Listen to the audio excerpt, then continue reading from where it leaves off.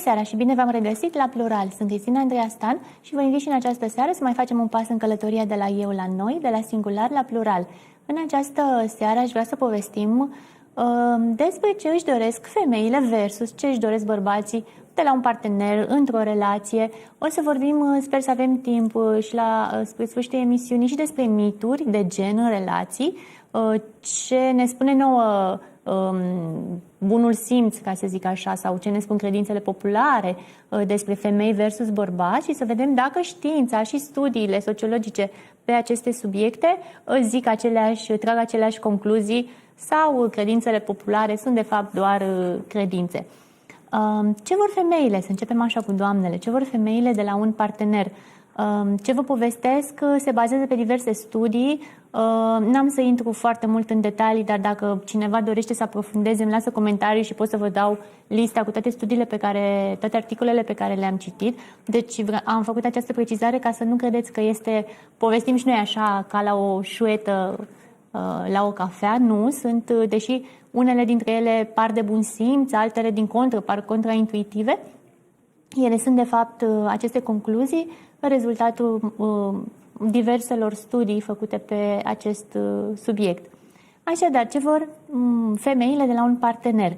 Păi, răspunsul ar fi depinde. Și știu că urâți acest răspuns, pentru că și eu când mai întrebam diversi mentori sau întrebam și eu profesor la rândul meu și mi se răspundea depinde.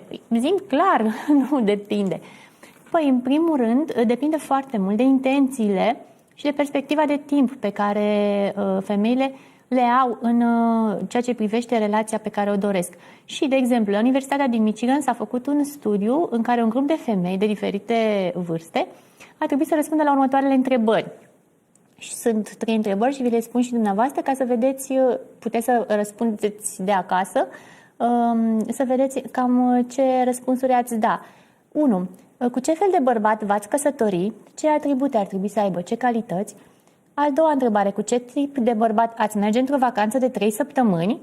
Și a treia întrebare, ce fel de bărbat v-ați dori ca ginere? Deci acestea erau cele 3 întrebări la care participantele la studiul respectiv a trebuit să răspundă.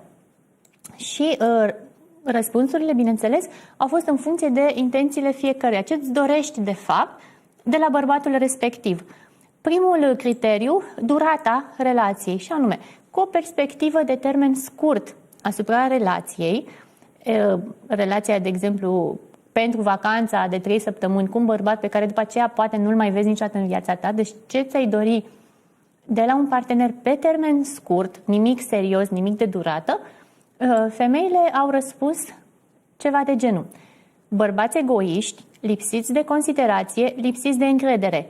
Și o să spuneți, Dumnezeule, e imposibil cineva să-și dorească așa ceva. Nu este că ele caută un bărbat egoist în niciun caz, ci studiul a arătat că bărbații cu care relaționează atunci când își doresc doar o relație pe termen scurt s-au dovedit a fi majoritatea dintre ei egoiști.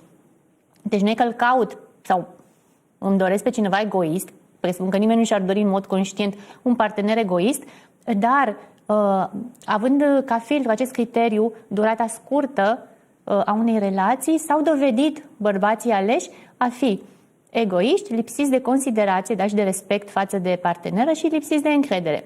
De asemenea, pe tiparul vorbea dulce, îți șușotește la ureche ceea ce dorești să auzi pentru a obține el ceea ce dorește.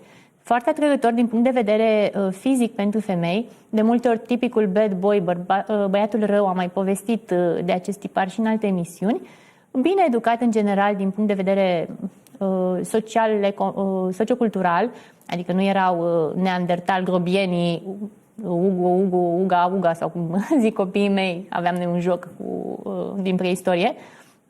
Deci nu, bărbați educați din punct de vedere social, dar nu ar fi fost nici potriviți pentru o relație de lungă durată, nici nu ar fi fost foarte ușor acceptați ca potențiali gineri, chiar dacă persoanele care au participat la studiu în acest caz nu aveau, de exemplu, încă fiice. Deci nu l-ar fi dorit ca idee potențial ginere, nici măcar ca posibilitate ipotetică. Deci era exclus să fi fost o posibilitate valabilă pentru fiica lor. Când se schimbă perspectiva de timp într-o relație, când ne gândim la o relație pe termen lung, atunci femeile au ales în felul următor: bărbați sensibili, blânzi, monogami, de încredere, cinstiți, curtenitori, galanți. Deci pe acolo au fost răspunsurile și aceștia, evident, erau mult mai bine sau cel mai bine acceptați ca potențiali gineri. Problema care este? Problema apare atunci când noi dorim să construim ceva pe termen lung. Aceasta este una din greșeli, nu îmi place cuvântul greșel, dar este un risc pe care este posibil să ni-l asumăm când dorim să construim ceva pe termen lung, dar alegem după criteriile pe termen scurt. Apoi, un alt criteriu a fost în studiul respectiv în funcție de cum aleg femeile, parteneri, în funcție de propria lor atractivitate fizică. Aici, ca temă pentru voi, cât v-ați dat? Ce notă v-ați dat de la un 1 la un 10? 1, să zic că vă considerați deloc atractivă din punct de vedere fizic, 10 sunteți undeva o zeiță și fotomodel mondial. Aici, evident, este o percepție foarte subiectivă, pentru că sunt convinsă, cunoașteți cu toții variante de persoane, femei în acest caz, că exemplul este de gen feminin, care poate arată undeva de 3, 4, 5, adică în niciun caz grozav și cu toate astea au o atitudine și se consideră de nota 10, și persoane invers, la pol opus, frumoase de pică, da? Deci ai putea spune obiectiv vorbind de nota 10 și cu toate acestea au o stimă de sine și o percepție și o imagine de sine sub 5.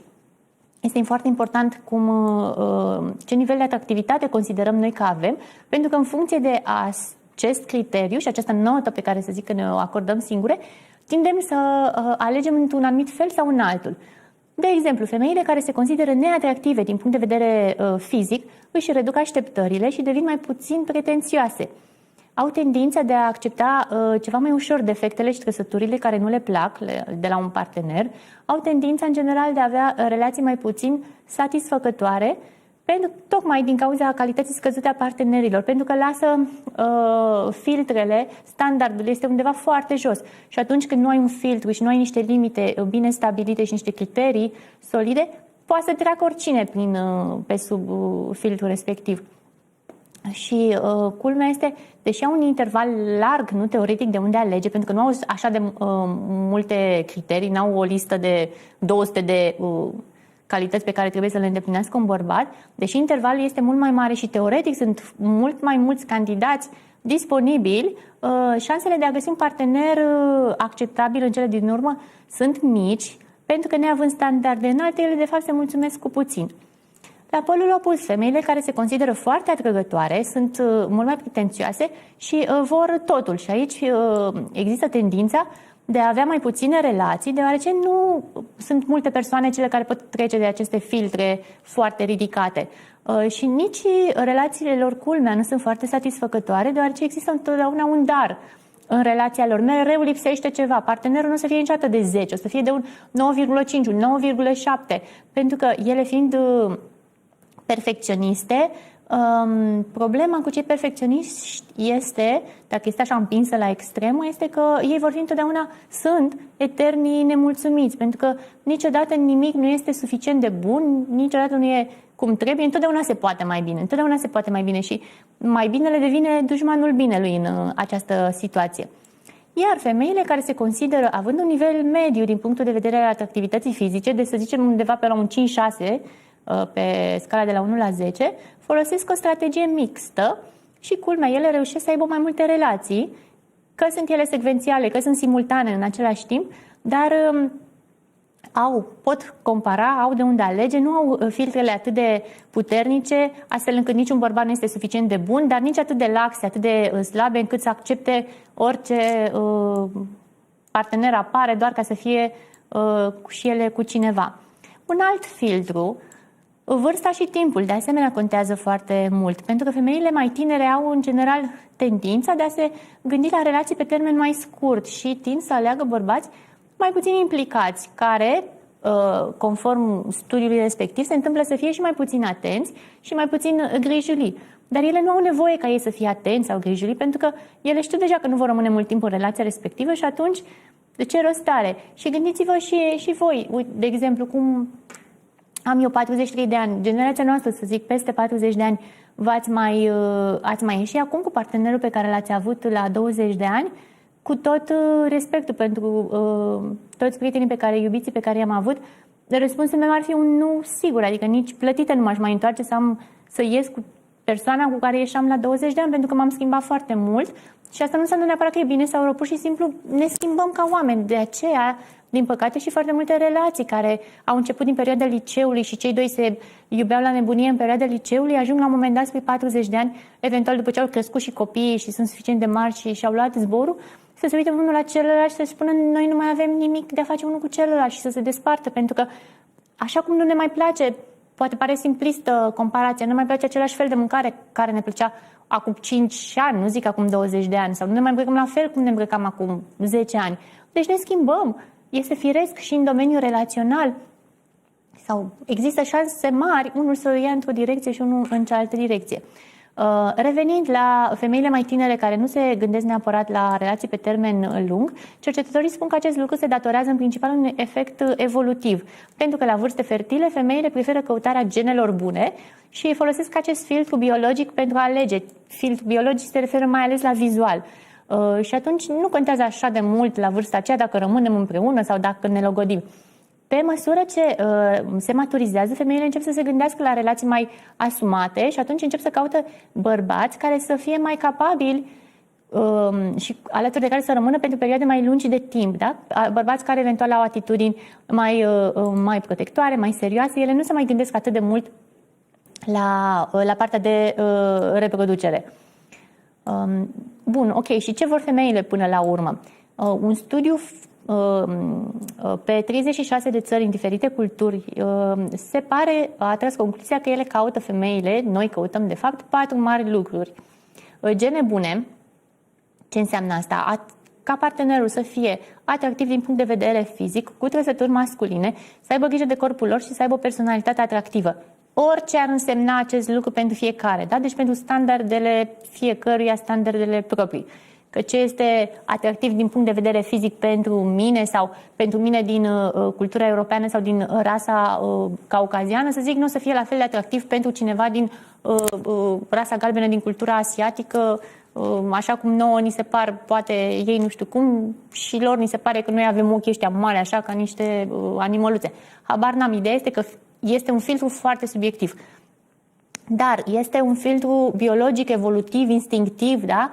Ne uităm la cineva și e ceea ce se vede la prima vedere, acea atractivitate fizică care este sau nu este.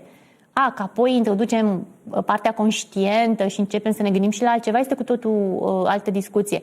Dar la prima vedere este această atracție biologică. Apoi, al doilea lucru, pe lângă gene, o poziție bună. La ce se referă studiul? Nu doar venituri bune, adică nu suntem niște materialiste în căutare de bărbați cu bani, exclus, ci o poziție bună vine la pachet cu a fi respectat, a fi admirat, eventual lider, cel puțin în domeniul lui, bine educat și puțin mai în vârstă, arată studiul, deci din 36 de țări, nu este o particularitate într-o anumită zonă, nu, deci sunt diferite culturi, un pic mai în vârstă bărbații decât ele. Al treilea criteriu, să fie tați buni, chiar dacă nu vor neapărat copii, să fie bărbați care sunt maturi din punct de vedere emoțional, bărbați cărora să le placă să formeze un cămin, care se înțeleg bine cu copiii și, ok, sunt dispuși să împartă creșterea sau îngrijirea copiilor. Per total, aici am trage linie să fie un om bun. Era concluzia, indiferent iarăși ce înseamnă acest lucru. Și a patra caracteristică, să fie parteneri buni, să fie celibatari, adică nu umblăm, nu ne uităm după bărbați care sunt deja în alte relații, pentru că nu poți să formezi o relație pe termen lung cu ei. Celibatari, iubitori, atenți, grijuliți, sensibili, implicați reciproc și dedicați partenerei și relației. Evident, aceste 4 caracteristici pe care vi le-am enumerat sunt mai mult alese de femei mature emoțional, pentru că, așa cum vă ziceam, la 20 de ani nu prea îți pasă dacă este un om bun sau un posibil tată minunat. Altele sunt criteriile, sau, mă rog, în cele mai multe cazuri, nu la asta te gândești atunci când ești o tânără de 20 de ani. Bun, și atunci cum să-ți găsești un partener bun? Dacă sunteți femei, cercetătorii sugerează că pentru a face alegeri mai bune pentru un partener, femeia ar trebui să se străduiască, în primul rând, să-și îmbunătățească stima de sine. Chiar dacă este ceva subiectiv, inclusiv aspectul, inclusiv îngrijirea de sine și temperamentul, toate acestea îmbunătățesc per total stima de sine, pentru că ea contează foarte mult, stima și imaginea de sine. V-am zis, există femei absolut superbe care se cred prea puțin atrăgătoare și femei care nu se remarcă prin nimic deosebit, de exemplu fizic, și au parteneri de nota 10. Și ceilalți vor plăti în ghilimele prețul pe care tu singură ți-l afișezi. Deci este important să ai o stimă de sine bună care te va împiedica să intri în relații de orice fel și să accepti orice relație mai puțin sănătoasă sau mai puțin ok, doar pentru că nu ai altă variantă. Deci asta pentru recomandarea pentru femei. Și dacă sunteți bărbat, iarăși să vă dezvoltați în primul rând pentru dumneavoastră, pentru voi și apoi pentru o posibilă parteneră, dar să marșați pe acele trăsături care se pare, conform studiilor, că sunt cele mai apreciate de către femei. Să aveți grijă de imaginea voastră, să vă perfecționați pe plan personal, profesional, să fiți amabil, politicos, grijuliu, să aveți grijă și de corp, dar degeaba mergeți doar la sală și aveți super mușchi dacă restul nu există sau sunteți niște imaturi din punct de vedere emoțional. Deci trebuie un pachet, nu funcționează doar așa pe bucățele. Un alt studiu care vine să întărească ce v-am povestit deja, ce face un bărbat atrăgător, spune că femeile nu consideră fizicul ca fiind o prioritate, așadar, doar 13% din ele menționând aspectul fizic și mușchii ca fiind importanți, 66% din cele 1000 de femei cu vârste cuprinse între 21 și 54 de ani au declarat că doresc un bărbat cu integritate morală. Iar ca și trăsături de caracter, au spus că își doresc să fie fidel, deci vedeți că se coincid rezultatele, demn de încredere, amabil, integru, moral și cu instincte paterne. Deci cumva pe termen mai lung, deci nu relațiile și aventurile poate din tinerețe, pe termen mai lung căutăm parteneri care să aibă și instincte paterne, pentru că este tot, de fapt, o chestie evolutivă și femeile, de asemenea, au nevoie să se simtă în siguranță cu partenerul lor. Ce vor bărbații? Să ajungem și la bărbați. Am făcut aici o mică diferență între ce spun bărbații că vor, pentru că este cu totul altceva, și ce ne arată studiile de fapt că ei își doresc. 5 lucruri pe care ei spun că le vor. Repet, asta nu înseamnă că suntem de acord cu lucrurile acestea, că așa și trebuie sau că este posibil. Este mai degrabă aceste 5 lucruri pe care ei spun că le vor, este mai degrabă un fel de scrisoare către Moș Crăciun, ce își doresc ei. Dar, pe de altă parte, cu cât mai tânăr este un bărbat, cu atât mai aproape de realitate sunt aceste puncte. Primul lucru pe primul loc este, evident, sexul. Și ar vrea tot timpul, oriunde și oricând se poate, și nu orice fel de sex, ci să fie cu entuziasm, generat de multe ori să fie și femeile cu inițiativă, vor varietate, vor aventură, vor generozitate din partea partenerei cu privire la gusturile lor, adică să le facă și lor plăcere, nu așa în silă, să le facă plăcere așadar și lor, să nu stea inerte de mobilă, să existe autenticitate, să nu se prefacă și de asemenea să fie ei o prioritate. Adică în mijlocul preludiului să nu se trezească că stai că plâng copiii, stai că mi se ard cartofii la cuptor. Pentru ei și dacă vine apocalipsa nu contează. Al doilea lucru pe care îi spun că îl vor, să aibă libertate și să aibă dreptate. Adică să se simtă liber, să se simte stăpân pe situație. Nu le place să fie chestionați. O să facem ceva weekendul acesta, mă mai suni, de ce nu mai sunat? Unde erai? Ce făceai de nu ai răspuns? De ce ți-a luat așa de mult timp să ajungi aici? La ce oră ajungi acasă? Genul de întrebări pe care noi le punem. Te recunoști, nu? Destul de des.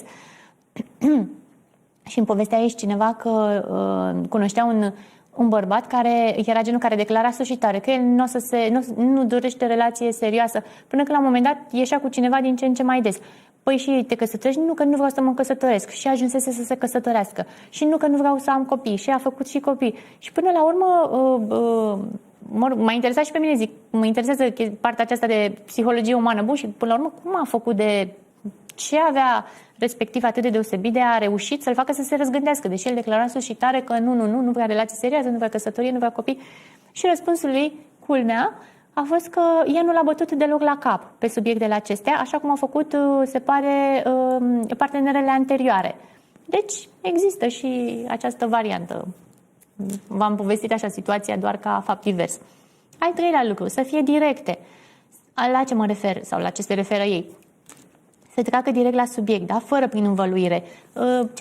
Ce faci sâmbătă? De ce? Nu, nimic, întrebam și eu. Și după 5 minute, da, la ce oră ziceai că termini? Da, de ce? Nu, întrebam și eu. Se pare că bărbații spun că ei, dacă femeile vor ceva, să spună direct. Ok, uite, când vii sâmbătă, mergem la e-mail sau nu așa, fără 1000 de ocolișuri.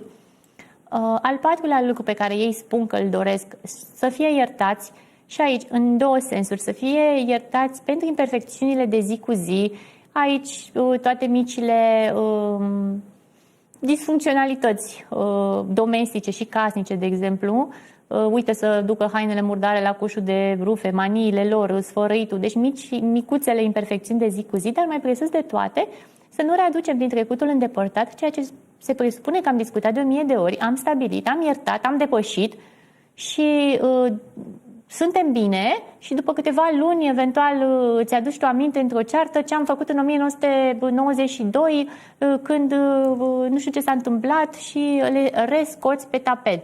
Chiar și zice, am învățat la un moment dat, nu mai știu exact, într-una din formulele mele, apropo de certuri, să nu mai aducem ca și cuplu în discuție ca argumente sau și contraargumente sau ceea ce s-a întâmplat mai vechi de 6 luni de zile. Adică dacă deja au trecut 6 luni, am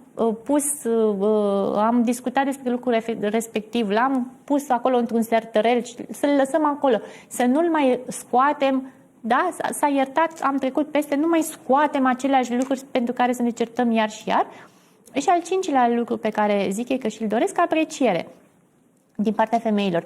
Să li se recunoască eforturile, chiar dacă nu au neapărat succes, dar măcar să fie punctat efortul. Dacă greșesc, să nu li se spună nimic. Dacă au dreptate, să se recunoască acest lucru cu voce tare, să nu-i critice acel celebru v-am zis eu.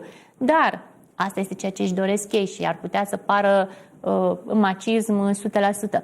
Dar să trecem și la doza de fapt de realitate. De ce au ei nevoie într-o relație pentru a fi fericiți și ce își doresc ei de fapt și sunt studii, adică răspund, de exemplu, în cercetări, de față cu cercetători și nu așa ce declară ei în gașca de prieteni. Și primul lucru, culmea, se pare că bărbații își doresc să fie în stare să-și facă partenera fericită în relație. N-ați fi zis-o, n-aș fi zis-o nici eu, psiholog, și n-aș fi crezut chestia asta. Acea frază clasică, nu știu ce își dorește soția mea și nu știu ce pot să fac ca să o mulțumesc, este realmente, se pare că ar fi o dorință de-a lor, chiar dacă nu o zic cu voce tare, pentru că poate nu pare la fel de macho în fața altor bărbați, ei își doresc să-și facă partenera fericită. Aici apare problema angajament, de exemplu, versus bani. Noi dorim din partea partenerului să-și asume angajamentul, așa cum vorbeam în emisiunea trecută, să nu fugă de angajament, să-și asume.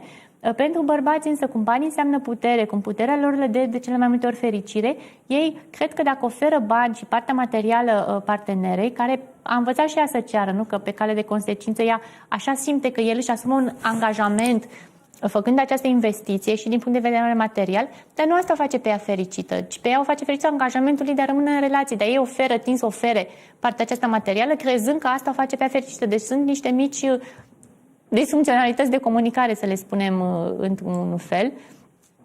Aici mai apare diferența a fi ascultat versus a rezolva probleme, pentru că suntem pur și simplu construiți diferiți, inclusiv la nivel cerebral. Fizic, între emisferele dreapta și stânga. La femei există mult mai multe, de milioane de ori mai multe conexiuni decât la bărbați și atunci noi suntem focusate pe a vorbi, a povesti, a explica.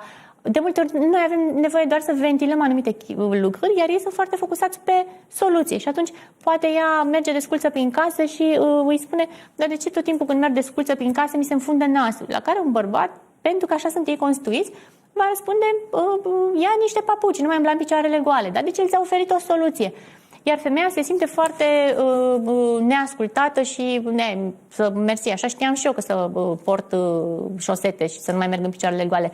Dar ele vor să fie ascultate, vor să fie întrebate, vor să fie răsfățate. Și bărbații oferă soluții practice pentru că ei așa cred că te face pe tine fericită, nu oferindu-ți o soluție.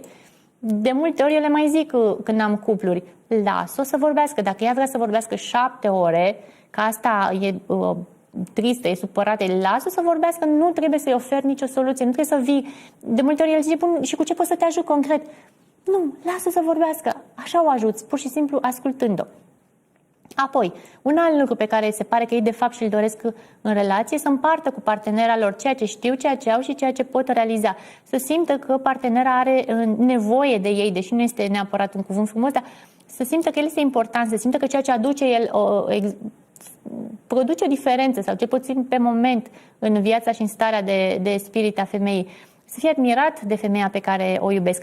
De aceea când o femeie este mult prea independentă și zice că nu are nevoie de bărbat și efectiv poate nu are nevoie, pentru că financiar se descurcă de minune, atunci el pur și simplu simte că nu mai are niciun rost în relația respectivă și nu este macist și nu sunt prejudecăți și pur și simplu sunt studii care arată lucrul acesta. Ei au nevoie să simtă că este nevoie de ei. Și mulți încearcă să impresioneze cu ce știu și ei, prin potență sexuală, prin bani sau prin statut. Și de aceea culmea, nu intimitatea fizică în sine, așa cum declară ei că vor numai relații fizice, este importantă pentru ei, ci faptul că el oferă ceva femei și ceva ce și-ar dori să fie valoros pentru ele. De aia contează foarte mult, pentru bărbații care au un anumit nivel de maturitate și de conștiință, și plăcerea partenerei, nu doar egoismul, eu am bifat, eu și atât. Apoi, încearcă să impresioneze altceva, al treilea punct, pentru că își doresc tot așa să fie admirație. Iar admirația include respect, stimă, recunoștință și spusă cu voce tare, pentru că de multe ori v-am mai spus, nu prind ei mesajele telepatice. Degeaba îl iubesc la nebunie, degeaba îi sunt recunoscătoare, degeaba îl apreciez dacă nu eu comunic. Da? Degeaba îl admir tu în tăcere, important este să eu și spui. Își doresc, partea intimă, dar își doresc și dragoste și mângâieri, da? Și alinturi, adică nu fug de lucrul acesta, dar nu în public, aici, de față cu alții prieteni de-ai lor, în niciun caz nu-și doresc să fie alintați puiuțul meu sau mai știu ce, pentru că nu dă bine. Și să fie îngrijiți ca să poată îngriji și ei, mai ales în domeniul sănătății. Pentru că mai avem 5 minute, vreau să trec rapid prin principalele mituri de gen în relații. 5 am găsit, dar o să trec repede prin ele. Și a fost la Universitatea din Pennsylvania, au fost 28 de studii și referințe biografice din domeniul psihologiei, deci nu doar așa credințe populare, care sunt cele mai frecvente mituri de gen, adică ce credem noi că fac bărbații / femeile în anumite situații în relații. Și primul mit ar fi, femeile sunt mai romantice decât bărbații. Și studiul respectiv a tras concluzia că este complet fals. De fapt, este chiar contrariul adevărat. Însă acest mit, faptul că femeile sunt mai romantice, este mai larg răspândit, deoarece majoritatea romanelor romantice și literatura de gen, fiind destinate unui public feminin, cumva vin să întipărească această prejudecată, că ar fi ele mai romantice. Și de asemenea, dar de fapt, și la noi, ca și la multe alte specii, bărbatul este cel care, sau masculul este cel care inițiază de fapt actele romantice pentru a atrage femele. Și de asemenea, bărbații se pare că ei cred mai mult în dragoste la prima vedere decât femeile, deci și am fi zis că e invers, pentru că idealizează. Dacă mi-a plăcut femeia respectivă, gata, este femeia visurilor mele. Dar pentru că tocmai nu este ceva de laudă între bărbați, pentru că ei nici nu au fost educați în acest fel de mici și să-și manifeste emoțiile și atunci preferă să nu arate partea lor romantică, să pară romantici, pentru că ei cred că în felul acesta vor părea vulnerabili, vor râde ceilalți prieteni de ei, nu este deloc masculin și atunci preferă să nu își declare partea aceasta de romantism, dar sunt și ei cel puțin la fel de romantici ca și femeile.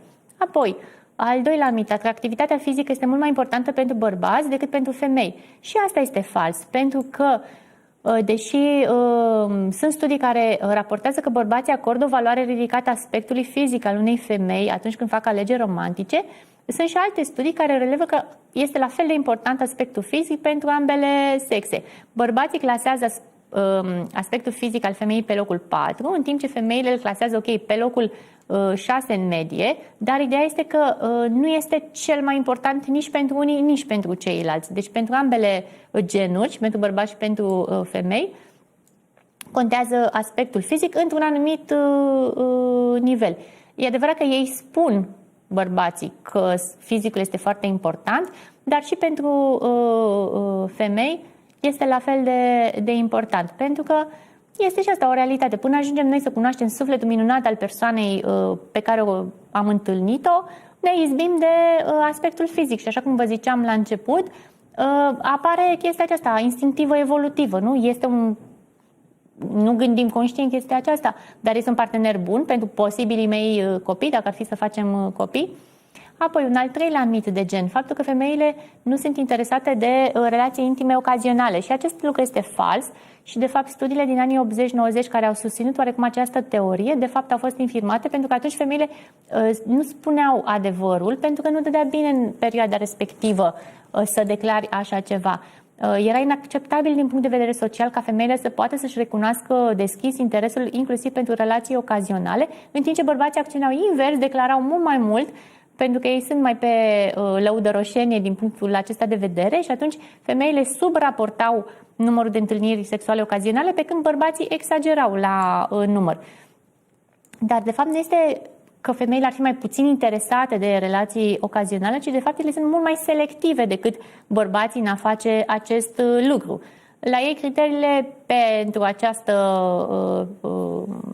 subiect sunt destul de laxe. Nu? Pentru o aventură nu contează să fie un pic mai, adică, mă rog, să nu fie chiar muma pădurii, dar în rest nu contează, o noapte merge. Pe când femeile sunt mult mai selective și nu aleg chiar pe oricine.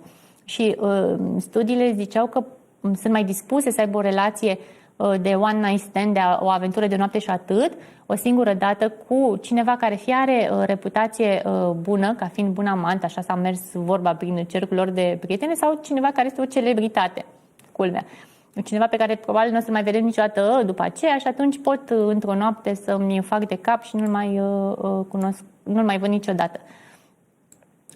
Bărbații și femeile au viziuni radical diferite asupra relațiilor și acesta este un mit și este fals și este o credință de fapt susținută mai ales de cartea aceea cu bărbații sunt de pe Marte și femeile sunt de pe Venus, dar în realitate există mult mai multe variații individuale de la persoană la persoană, de exemplu, decât de la bărbați sau femei, pentru că atât bărbații cât și femeile apreciază în primul rând la celălalt bunătatea, personalitate incitantă și inteligența ca fiind primele trei caracteristici dezirabile într-o relație și nu neapărat că suntem femei sau bărbați.